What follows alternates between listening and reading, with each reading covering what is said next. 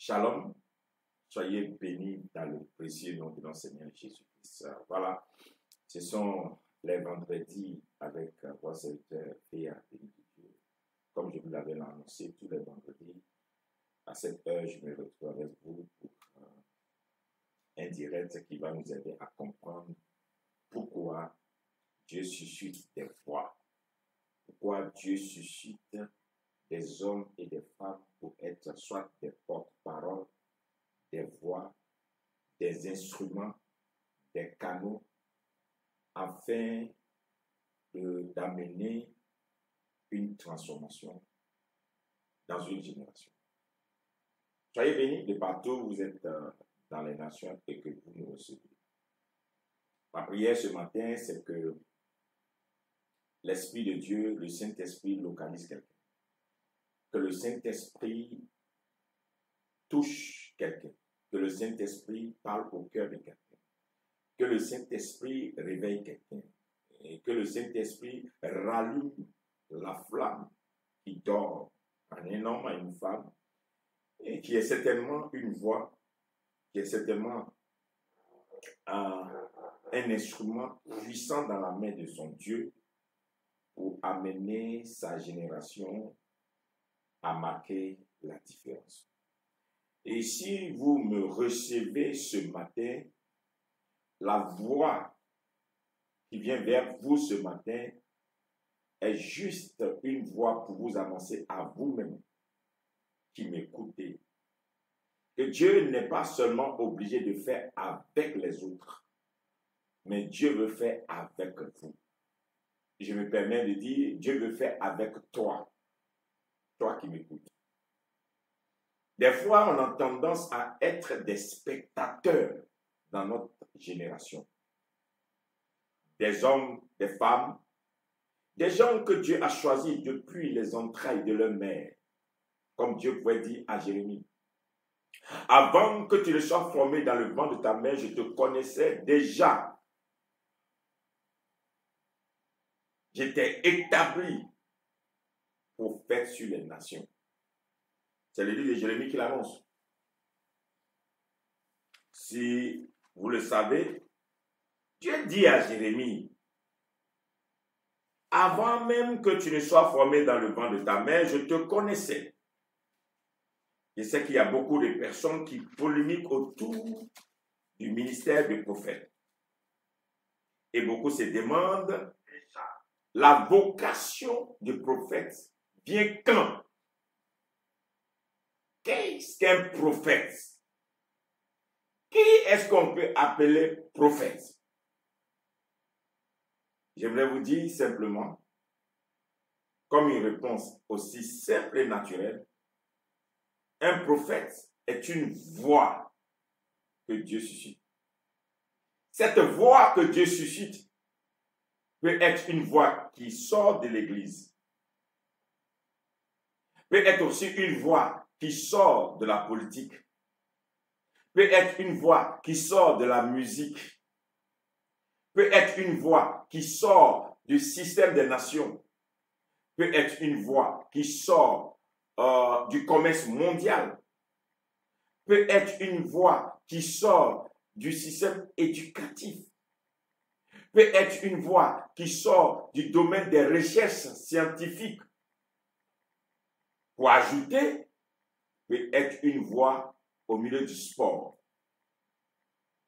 Beaucoup, surtout l'Église, surtout les chrétiens, ont tendance à croire qu'un prophète c'est juste celui qui est de l'Église, celui qui est sorti seulement de l'Église qui est prophète. C'est vrai que l'Église parle des prophètes, mais j'aurai l'occasion au fur et à mesure que nous allons avancer de vous parler des différents types de prophètes. Le prophète de l'Église existe. Le prophète des nations existe. Le prophète générationnel, c'est-à-dire que le prophète des générations existe. Et le prophète, en un mot, c'est la voie que Dieu s'est choisie pour conduire un peuple, une génération, pour conduire des hommes à rentrer dans son plan. C'est ce qui fait que le diable ne veut pas que des voix s'élèvent, des voix ointes, des voix choisies, des voix bénies, des voix que Dieu s'est mis à part. Le diable n'aime pas que les voix s'élèvent. Et on a tendance à les étouffer. Et le livre de Jérémie 1, verset, à partir du verset 4, nous dit quelque chose. La parole de l'Éternel fut adressée à Jérémie pour lui dire sa vocation. Avant que tu ne sois formé dans le ventre de ta mère, je te connaissais. Avant que tu ne sortes de son sein, je t'avais déjà consacré et je t'avais établi prophète pour les nations. Et Jérémie, verset 6 dit, Jérémie répondit, Éternel, je ne sais pas parler, je suis un jeune garçon. Et l'Éternel lui dit, ne dis pas, je suis un jeune garçon, car tu iras vers tous ceux contre qui je t'enverrai, tu déclareras ce que je t'ordonnerai. Ne les crains pas, car je suis avec toi pour te délivrer. Alors, quand vous voyez ici la vocation du prophète, c'est le porte-parole de Dieu. Vous voyez, quand vous êtes dans un gouvernement, ou bien quand un gouvernement siège et que le gouvernement prend des décisions, le gouvernement, le premier ministre, le président de la République ou bien les ministres ne viennent pas faire le discours. On choisit un ministre dans le gouvernement qu'on appelle le ministre porte-parole. Et c'est ce ministre qui vient sur les pupitres et annoncer au peuple la décision du gouvernement. Dieu a son gouvernement. Et dans le gouvernement de Dieu, il se trouve des hommes porte-parole, des femmes porte-parole, des gens qui ont ce ministère de prophète. Leur rôle, c'est de ramener au peuple les décisions de Dieu. C'est de ramener dans les oreilles du peuple la volonté de Dieu, le plan de Dieu, les décisions qui sont prises dans le gouvernement de Dieu. Et leurs ministères sont des ministères d'oracle. Ça veut dire annoncer. Oracle, annoncer. Donc un prophète, ce n'est pas une nomination. Être porte-parole ne vient pas d'un choix d'un homme. Être porte-parole de Dieu, prophète de Dieu, ce n'est pas une élection humaine. Ce n'est pas juste parce que des hommes ont trouvé en toi des qualificatifs et puis ils vont dire, bon, compte tenu de ce que tu parles bien, compte tenu de ce que tu es bien né, compte tenu de ce que tu viens d'ici, compte tenu de ce que tu es un des nôtres, alors tu vas être notre porte-parole. Non. C'est Dieu qui s'est choisi depuis les entrailles d'une femme, un homme ou une femme, et Dieu met la personne à part. La personne est consacrée depuis les entrailles de sa mère. Si je veux dire, avant même que ton père et ta mère ne se rencontrent, ne se connaissent, Dieu lui te connaissait. Et Dieu avait un plan. Et Dieu savait que le jour où tu étais conçu, ta destinée, c'est d'être porte-parole de Dieu. Porte-parole de Dieu. Parler de la part de Dieu. Annoncer les choses cachées. Annoncer les choses que le monde ne connaît pas. Annoncer les choses qui vont arriver au peuple de Dieu. Porte-parole, prophète. Donc, le prophète de l'Église, c'est celui qui est le porte-parole de l'Église. Quand Dieu veut parler à l'Église, quand Dieu veut donner une direction à l'Église, il utilise un don qu'on appelle la prophétie. Et cette prophétie n'est pas donnée forcément par un prophète. Le don de la prophétie peut être manifesté par tout bon chrétien qui est dans l'Église et qui ne fait pas de lui un prophète. Mais maintenant, il peut avoir un prophète établi sur l'Église de Dieu, c'est-à-dire, ce prophète-là, il a un office de prophète, et lui, Dieu lui donne des messages d'alerte pour l'Église. Dieu lui donne la vision sur l'avenir de l'Église. Dieu lui donne des directions, comment l'Église doit se comporter. C'est un prophète établi pour l'Église de Christ. Maintenant, il se trouve des prophètes qui sont des prophètes des nations. Ils ont l'office des nations. Ils n'ont pas l'office d'Église, ils ont l'office des nations. Ceux-là, ils peuvent venir de partout. Et Dieu les suscite pour annoncer des oracles, des événements qui vont se produire dans les nations. Ils ont l'office de prophète des nations. Leur mission, c'est de mettre à jour le programme de Dieu pour les nations. Le plan de Dieu pour les nations. C'est d'avertir certains événements qui vont se produire. Et ces hommes et ces femmes, ils ne sont pas sortis d'un temps de prière, ils ne sont pas sortis simplement parce qu'ils ont été formés par quelqu'un, mais ils sont sortis du plan de Dieu. C'est divinement qu'ils ont été appelés depuis le ventre de leur mère. Donc, on ne devient pas prophète, mais on est prophète. On ne devient pas prophète, mais on est prophète. On ne parle pas de la part de Dieu parce qu'on est un ancien chrétien, parce qu'on est un chrétien peut-être mature. On parle de la part de Dieu parce que Dieu nous a choisis. Dieu nous a mis à part depuis les entrailles de notre mère. C'est pourquoi tous les grands prophètes, leur naissance est un événement. Tous les grands prophètes, quand vous fouillez dans leur histoire, vous allez savoir qu'ils sont nés divinement, ils sont nés d'une manière qui est surnaturelle. Et vous allez comprendre que les événements qui ont secoué leur vie sont des événements marquants et que des événements qui enseignent. Et on sait depuis l'enfance de cet homme ou bien de cette femme qu'il y a des signes qui montrent que cet enfant transporte quelque chose de divin. Peut-être que toi qui m'écoutes, tu as des inquiétudes encore sur savoir est-ce que je suis véritablement une voix.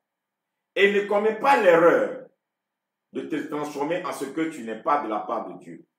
Tu n'es pas obligé forcément d'être une voix dans ton église, c'est-à-dire être un prophète établi sur une église, être un prophète qui est en train de parler aux chrétiens. Tu n'es pas obligé. C'est d'avoir la disponibilité, c'est d'avoir la sensibilité, c'est de percevoir dans l'intimité que tu auras avec ton Dieu, dans l'alliance que ton Dieu aura avec toi, de comprendre dans quel domaine Dieu veut t'utiliser. Il y a des gens qui sont des voix au niveau peut-être des bâtisseurs des vies et des cités. Et quand ces voix s'élèvent, il y a une transformation dans la société. Et vous allez voir, il y a des gens qui sont nés prophètes, mais qui ne sont pas des gens qui sont toujours à l'église. Mais vous allez écouter des fois des musiciens talentueux, mais par la musique, ils annoncent des choses. Ils prédisent des choses avant que ces choses n'arrivent par leurs chansons. Ils sont des voix. Ce sont des prophètes. Il y a des politiciens, vous allez les voir, ils ne dorment pas à l'église, mais ils prédisent des choses, ils annoncent des choses. Ils ont une vision où vous allez voir plus tard que ce que ces personnes ont dit ont impacté, ont transformé des pays, des nations. Si vous prenez le cas de Martin Luther King, qui a annoncé une prophétie, il dit, j'ai fait un rêve, I have a dream. Et il parle du rêve américain, où les Noirs, les Blancs, les gens venus de partout seront ensemble. Ceci est devenu aujourd'hui la devise des Américains qui disent, nous sommes des peuples de partout. Et le rêve est devenu un rêve américain. On dit maintenant le rêve américain. Cet homme a fait la politique, mais il était une voix prophétique qui a transformé non seulement sa nation, qui a eu de l'impact sur plusieurs nations. C'est juste de comprendre dans quel domaine Dieu t'a appelé. Pour que tu restes là où Dieu t'a appelé. Pour que tu fasses ce pourquoi Dieu t'a appelé. Tu n'es pas né simplement pour vivre une vie comme les autres. Tu es né pour accomplir un destin. Tu es né pour accomplir une mission divine sur la terre des hommes. Tu dois te poser la question pourquoi tu es né. Tu dois te poser la question pourquoi est-ce que ma vie est rangée de telle manière. Pourquoi est-ce que quand je fais l'effort d'aller de ce côté, Dieu me ramène à ce niveau.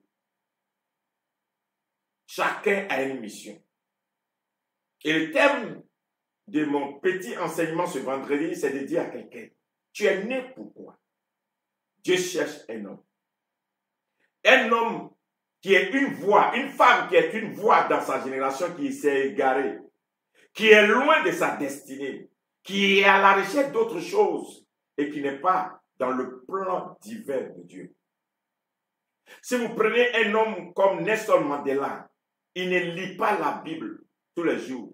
Ce n'est pas un homme qui prêche l'évangile partout, mais cet homme a mené un combat. Cet homme a ouvert une porte. Cet homme a laissé des signes après sa mort. Et ça fait qu'aujourd'hui, il y a des générations qui marchent. On appelle une voix. Une voix. Tu peux être une voix dans le commerce. Tu peux être une voix dans la politique. Tu peux être une voix dans les affaires. Tu peux être une voix dans le rendez-vous des nations. Tu peux être une voix dans les études. Tu peux être une voix dans la musique. Tu peux être une voix dans la littérature. Tu peux être une voix à quelques niveaux. Mais c'est de savoir pourquoi Dieu m'a appelé.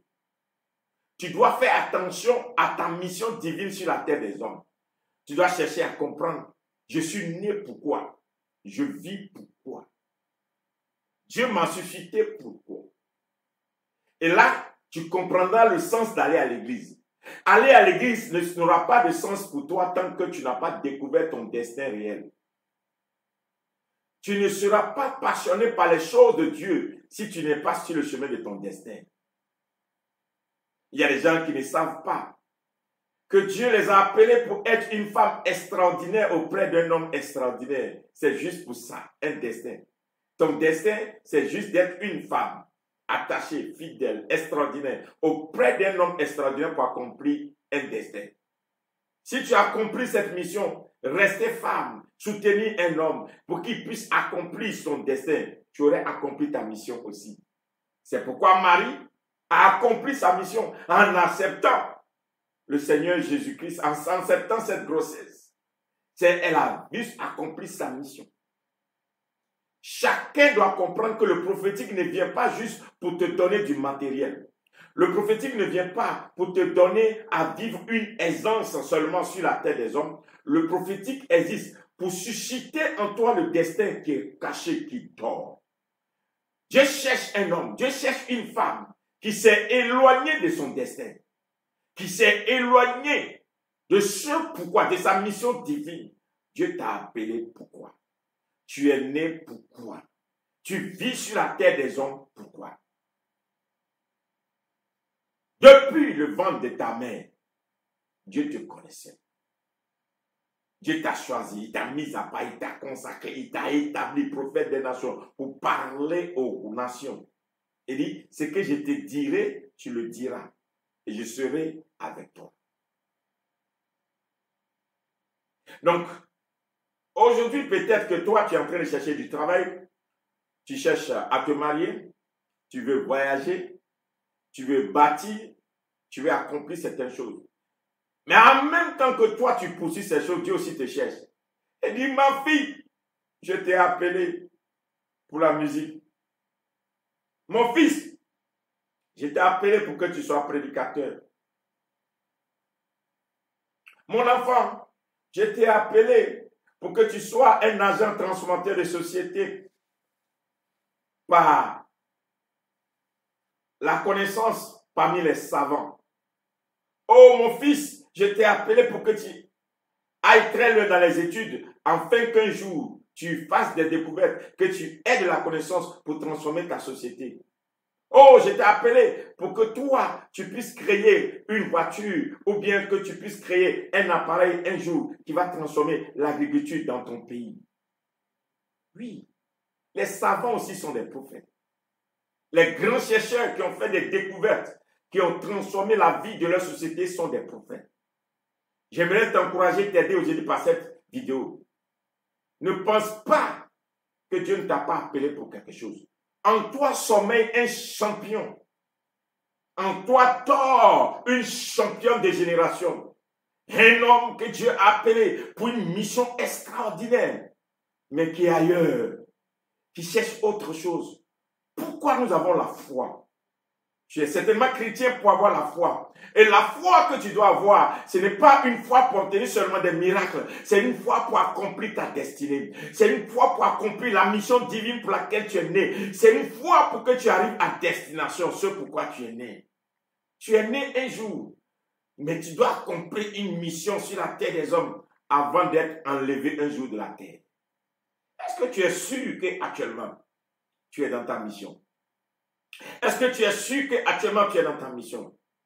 Toi qui m'écoutes, certainement que Dieu, toi, t'a appelé pour que tu engendres seulement des rois. Regardez bien l'histoire de Judas. La Bible dit que dans l'histoire des Hébreux, Dieu a choisi de chaque tribu pour quelque chose. Dieu a choisi la tribu de Lévi pour faire des sacrificateurs. Mais Dieu a choisi Judas, lui, pour faire des rois. Judas n'accouche que des rois. Et bien même que Judas a commis l'erreur d'aller coucher avec Tamar, les enfants de Tamar sont restés dans la royauté. Ce qui veut dire que Dieu ne se trompe pas. Toi, tu peux te tromper, mais Dieu ne se trompe pas. Vous pouvez être de la même famille, mais il y a une chose pour laquelle Dieu t'a appelé. Vous pouvez être du même pays, mais il y a une chose pour laquelle Dieu t'a appelé. Vous pouvez être tout pasteur dans l'église de Dieu, mais chacun a une mission divine. Dans chacun sommeille une mission prophétique. Dans chacun dort une mission prophétique. Chacun, Dieu t'a appelé pourquoi? Il y a des voix quand elles se lèvent. Les âmes sont animées, ranimées et vivent à nouveau. Et Dieu, quand il veut travailler, il regarde dans ses promesses. Dieu travaille dans son alliance. Dieu travaille dans sa parole. Dieu travaille dans ses promesses. Quelle est la promesse de Dieu te concernant? C'est pourquoi il faut chercher la face de Dieu. On jeûne, on prie, on est consacré, on vit une vie de sanctification, on médite la parole de Dieu, on a la foi, on a la crainte de Dieu pour entendre la voix de Dieu et rester dans le plan de Dieu pour accomplir la mission que Dieu nous a donnée sur la terre des hommes. Ce n'est pas seulement pour aller à l'église. Pose-toi la question. Est-ce qu'actuellement, tu es dans ta mission? Est-ce que tu es dans le plan de Dieu pour toi?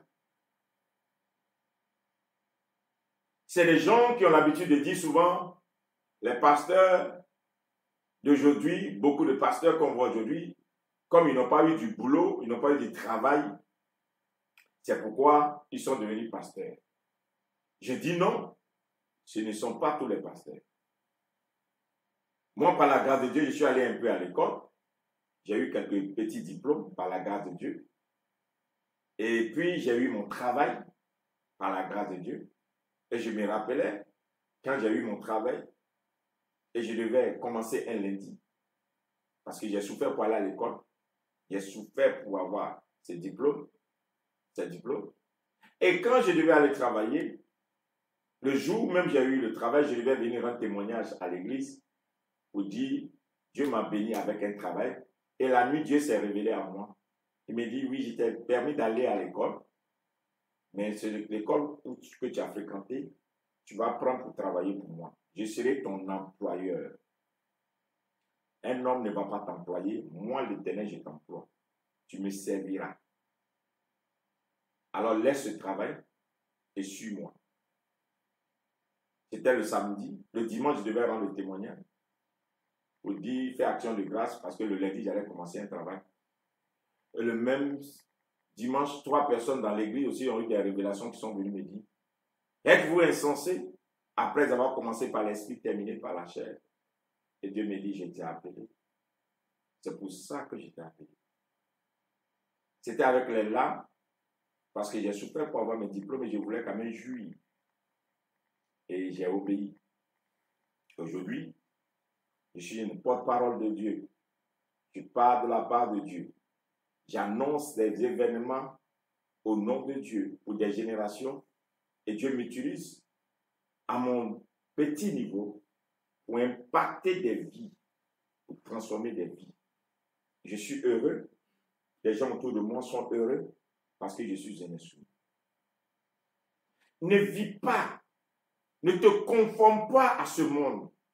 Ne vis pas pour faire plaisir à la société. Vis au contraire pour accomplir une mission divine, une destinée sur la terre des hommes. Les hommes que vous voyez autour de vous ne seront jamais heureux. L'homme n'est jamais satisfait. C'est-à-dire, quel que soit ce que tu vas faire, l'homme ne sera jamais satisfait. Mais quand tu sais ta destinée, quand tu as compris une mission divine, ce pourquoi tu es venu sur la terre des hommes, c'est là que tu vois que le ciel est fier de toi.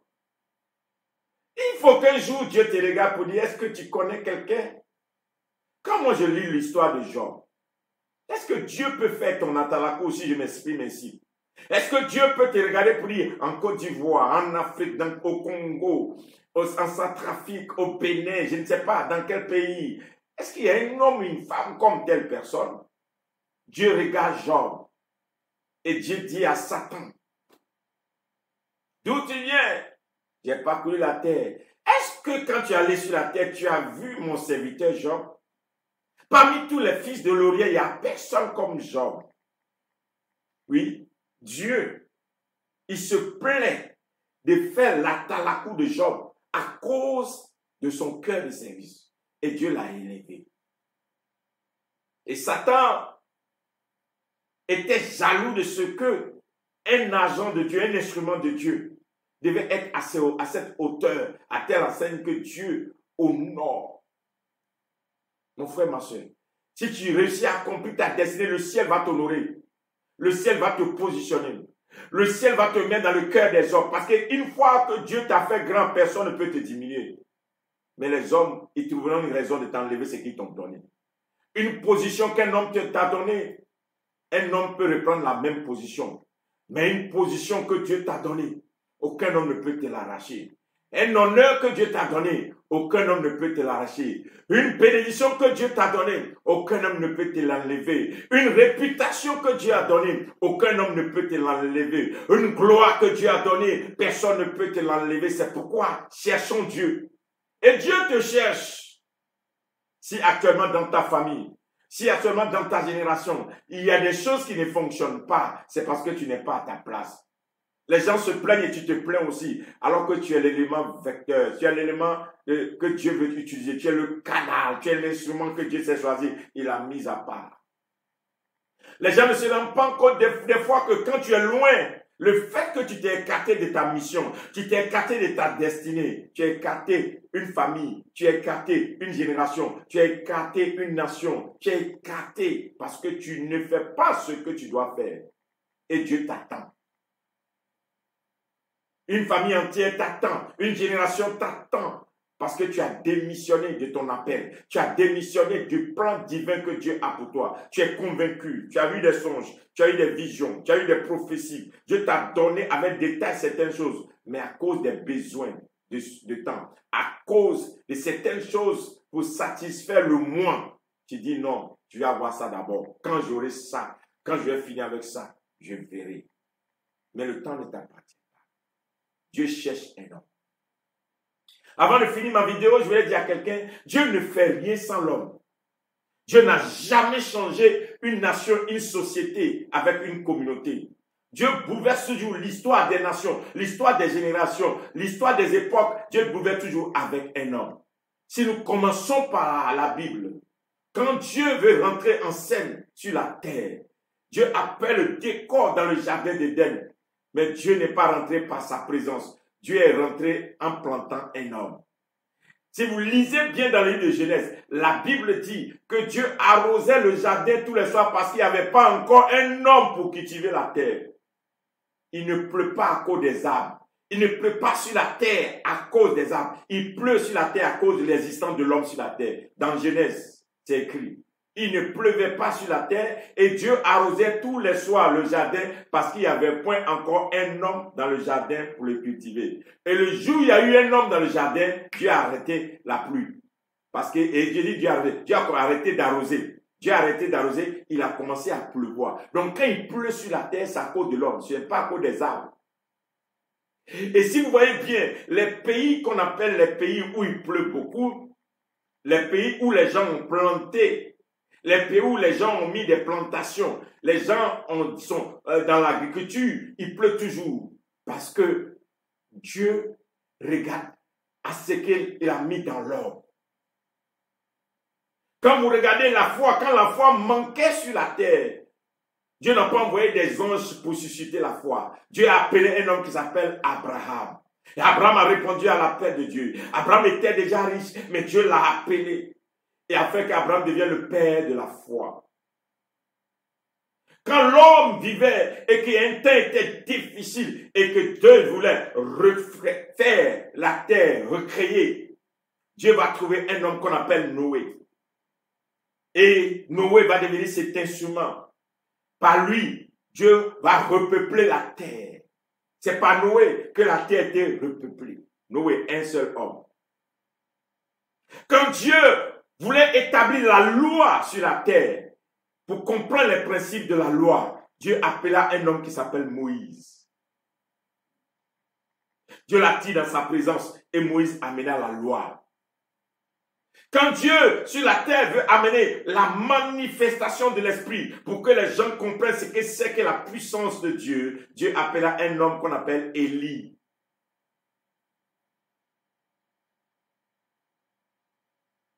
Quand Dieu veut sauver l'humanité de la perdition, la Bible dit que Dieu a amené son fils Jésus-Christ qui est devenu homme pour sauver l'homme. Dieu ne bouleverse pas l'histoire des nations. Parce qu'on est réunis, on est ensemble, on est en communauté. Mais Dieu bouleverse l'histoire des nations quand il trouve un homme disposé. Dieu cherche un homme. Dieu cherche un homme. Laissez-moi vous lire rapidement un passage dans Ézéchiel 22. Lisons rapidement. Peut-être cela va t'aider à comprendre. Ici, regardons bien.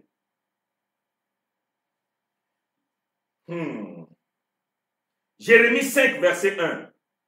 Je commence par Jérémie d'abord. Jérémie 5, verset 1. Parcourez les rues de Jérusalem. Ou on peut dire, parcourez les rues d'Abidjan, parcourez les rues de la Côte d'Ivoire, les villes de la Côte d'Ivoire. Regardez, informez-vous, cherchez dans les places s'il s'y trouve un homme. S'il y en a un qui pratique la justice, qui s'attache à la vérité, et je pardonne à Jérusalem. C'est-à-dire, Dieu dit, il va pardonner à tout Jérusalem si on trouve un homme. Il n'a pas dit si j'ai trouvé une communauté. Il n'a pas dit si j'ai trouvé des églises. Il n'a pas dit si j'ai trouvé des pasteurs. Il dit si je trouve un homme. Dieu peut sauver ta famille. Dieu peut pardonner ta famille. Dieu peut restaurer ta maison. Dieu peut restaurer ta région. Dieu peut bénir un pays. Si un homme qui est dans la vérité, qui est dans la crainte, se laisse utiliser. C'est important pour toi de savoir que dans ces derniers temps, tous les bouleversements que vous voyez, Dieu ne veut pas forcément détruire. Quand les gens annoncent la destruction, bien quand Dieu annonce sa colère, Dieu ne veut pas forcément détruire. Mais Dieu dit, je cherche quelqu'un pour réparer, je cherche quelqu'un pour redresser, je cherche quelqu'un pour travailler, c'est quelqu'un qui va venir devant moi et à cause de la personne, je vais changer le plan. Pour restaurer un pays, pour élever un pays, pour élever une famille. Ton père certainement a péché. Ta mère certainement a péché. Ils ont fait des pratiques qui ont provoqué la colère de Dieu. Mais toi, ton attachement, toi, en acceptant ta mission divine, Dieu peut t'utiliser pour restaurer. J'ai Ézéchiel 22, verset 30 dit quelque chose. Je cherche parmi eux un homme qui élève un mur, qui se tient à la brèche devant moi en faveur du pays afin que je ne le détruise pas. Mais je n'en trouve point. Je reprends Ézéchiel 22, verset 30. Je cherche en Afrique, je cherche dans certaines nations, je cherche dans les familles, je cherche dans les pays, dit l'Éternel. Parmi eux, un homme qui élève un mur, qui se tient à la brèche devant moi en faveur du pays afin que je ne le détruise pas. Mais je n'en trouve pas. Dieu ne travaille pas parce qu'il ne trouve pas quelqu'un disponible. La main de Dieu encore veut travailler, mais il n'y a personne. Chacun est occupé, chacun va à ses occupations. Tout le monde est en train de courir à son bien-être. Chacun court pour chercher sa maison, chercher ton travail, chercher ses enfants, chercher son mariage, sans voyager. Personne ne s'intéresse au plan de Dieu, à la volonté de Dieu. Personne ne va devant Dieu pour dire, qu'est-ce que tu veux faire dans cette génération? Seigneur, est-ce que tu peux sauver mon pays? Est-ce que tu peux sauver ma famille? Est-ce que tu peux sauver ma génération? Personne ne peut faire comme Moïse qui avait déjà une position élevée. Moïse était sur le point de devenir pharaon. Mais quand Moïse a entendu l'appel de Dieu, Moïse a dit, j'abandonne la position, j'abandonne l'élévation et je descends dans l'appel. Moïse est descendu. Est-ce que Dieu peut trouver encore dans ces derniers temps des hommes, des femmes capables d'abandonner des hauteurs, d'abandonner des grandes choses pour répondre à l'appel de leur génération? Pour dire, Dieu me voici, utilise-moi. Dieu me voici, utilise-moi pour sauver mon pays, pour sauver ma génération qui pleure, pour sauver ma famille, pour sauver ma région. Dieu cherche un homme. Et tu es certainement cet instrument. Dieu te cherche. Tu es tellement loin. Dieu te cherche encore. Comme je disais souvent, j'ai eu un parrain dans ma vie qui, dans les années 2000, qui était un père du réveil dans ce pays et qui,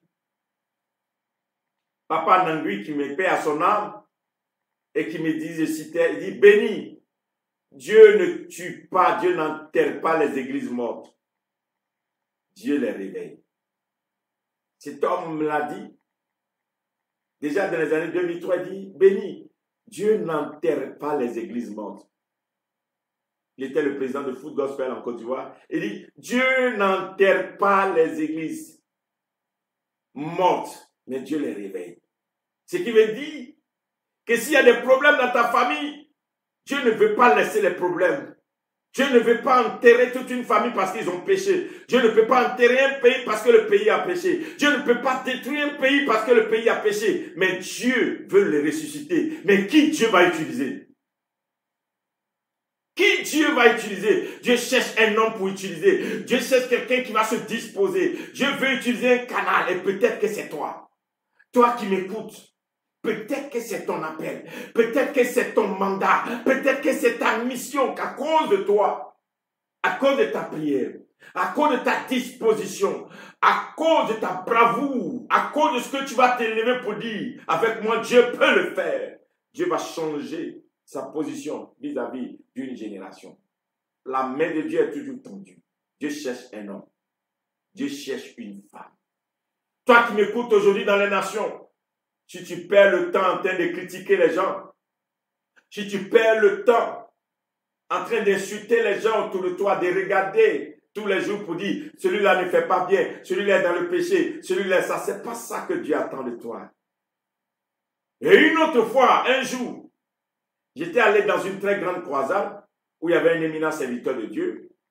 Et au temps de l'organisation de la croisade, je disais, mais comment se fait-il que nous autres aussi en Afrique, Dieu ne nous voit pas comme ça. Et c'est toujours, je critiquais. Et j'ai entendu la voix du Saint-Esprit qui me dit, tout ce que tu reçois dedans de toi comme de l'injustice, c'est un appel.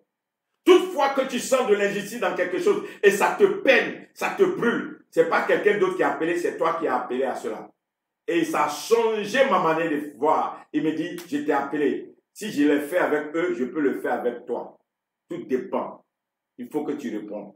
J'ai répondu à l'instant, je me suis mis à genoux dans la croisade et dit, Seigneur, me voici, prends-moi. Est-ce que tu peux encore, ce que tu ressens comme injustice dans ton église, dans ta société, dans ton pays, ça peut devenir ton appel. Et si tu te laisses utiliser, tu vas être étonné que du faible, Dieu tire une gloire. Dieu n'a pas besoin que tu sois fort. Il n'a pas besoin que tu sois puissant. Il n'a pas besoin que tu sois riche. Il a besoin seulement que tu sois disponible et disposé. Tu es certainement cet instrument de gloire. Et Dieu veut t'utiliser. Tu es peut-être le prophète. Tu es peut-être la voix que Dieu va utiliser. Laissez-moi vous dire, il y a des moments où on n'a pas besoin de plusieurs enseignements. Il y a des moments où on n'a pas besoin de prophétiser sur 10 millions de personnes. Mais une seule prophétie peut transformer toute une nation, toute une génération. Martin Luther King a dit une prophétie en un seul jour. I have a dream. Ça a changé toute une génération. C'est important. Joseph a fait un rêve qu'il a répété. Il a fait un rêve. Il a dit à ses frères, j'ai rêvé. Mais ce rêve est devenu l'histoire des nations. Ça a construit toute une nation. Oui. Dieu a besoin des gens intimes. Dieu a besoin des gens qui sont attachés à lui. Dieu a besoin des gens qui peuvent abandonner leur moi, abandonner la poursuite peut-être de leurs ambitions personnelles pour dire, je sens dedans de moi que je suis né pour ça. Dieu m'a appelé pour ça. J'ai été conçu pour ça. Et ce que tu ressens, Dieu le transforme. Mon frère, ma soeur, toi qui m'écoutes, cette vidéo que tu écoutes, ne garde pas pour toi seul. Partage à 5, 10, 20 personnes, même dans certains groupes. Il y a des gens aujourd'hui qui sont couchés à l'hôpital, que la maladie est en train de ronger. Ils ne savent pas que leur salut vient de ce qu'ils vont répondre à l'appel. Le jour ils vont répondre à l'appel, Dieu va les relever. Quand tu t'éloignes de Dieu, les grâces de Dieu s'éloignent de toi. Quand tu t'éloignes de ton appel, la faveur s'éloigne de toi. Quand tu t'éloignes de ton appel, les bénédictions s'éloignent de toi. Quand tu t'éloignes de ton appel, le ciel s'éloigne de toi. Quand tu t'éloignes de ton appel, l'onction s'éloigne de toi. Quand tu t'éloignes de ton appel, la joie s'éloigne de toi. Quand tu t'éloignes de ton appel, ce qui peut satisfaire l'état de ton âme s'éloigne de toi. Le problème, c'est pas que le diable t'attaque. Le problème, c'est que tu es loin de Dieu. Est-ce que tu réponds à ton appel? Et je voudrais que tu partages cette vidéo parce qu'il y a quelqu'un actuellement qui poursuit le vent. Il y a quelqu'un qui cherche autre chose alors que Dieu l'a appelé pour quelque chose. Pourquoi tu peux critiquer des gens qui ont donné leur vie pour accomplir leur destin alors que toi tu refuses de donner ta vie pour accomplir ton destin? Il y a des gens qui sont à certaines positions. C'est juste qu'ils ont accepté leur destinée. Quel est ton appel? Pourquoi tu es né? Pourquoi tous ces événements te sont arrivés puis tu n'es pas mort? Pourquoi les gens qui sont autour de toi, ils ont fait seulement du paludisme, ils sont morts? Toi, tu as traversé toutes ces situations mais tu n'es pas mort. Tu as été attaqué mais tu n'es pas mort. Il y a eu la guerre mais tu n'es pas mort. Il y a eu des événements mais tu n'es pas mort. Dieu t'a sauvé pourquoi? Il t'a gardé pourquoi? Il t'a préservé pourquoi? Réponds à l'appel du Seigneur. Dieu cherche un homme. Dieu te cherche. Et je crois qu'aujourd'hui, si tu as reçu mon appel, c'est véritablement un appel prophétique pour te dire, en toi dort un champion. En toi dort un esprit de champion. En toi dort une destinée. Tu as une lumière qui peut éclairer tout un peuple, toute une génération. Tu as une lumière qui peut éclairer des nations. Tu as une lumière qui peut relever des morts. Tu as une lumière qui peut changer l'histoire des peuples. Alors, lève-toi et dis oui à ton Dieu. Lève-toi, mets-toi à genoux là où tu es, dis Seigneur, je suis prêt. Me voici. Et je suis convaincu que le Dieu que tu cherches ailleurs est déjà en toi. Il va s'élever et tu vas voir la transformation. Tu vas voir la bénédiction, tu vas voir l'instrument et la bénédiction que tu seras pour plusieurs nations. C'était ma vidéo d'aujourd'hui. C'était mon direct d'aujourd'hui. Dieu cherche un homme. Que la grâce de Dieu soit avec vous. N'oublie pas de prier pour moi. Moi aussi, je prie pour toi afin que le Seigneur me fortifie, me donne la force de continuer. Mais cet appel est important. Je t'ai demandé quelque chose tout à l'heure. Ne partage pas pour que seulement on puisse voir l'homme de Dieu. Non. Partage parce qu'il y a quelqu'un qui est couché quelque part, qui ne comprend pas que c'est à cause de son appel qu'il souffre. C'est à cause de sa destinée. C'est à cause de ce qui ne répond pas à faire la volonté de Dieu que sa vie est misérable. Et le salut ne vient que de l'Éternel. Shalom. Que Dieu soit avec vous. Nous nous retrouvons certainement vendredi prochain à pareille heure, à 10h vendredi prochain. Bye bye.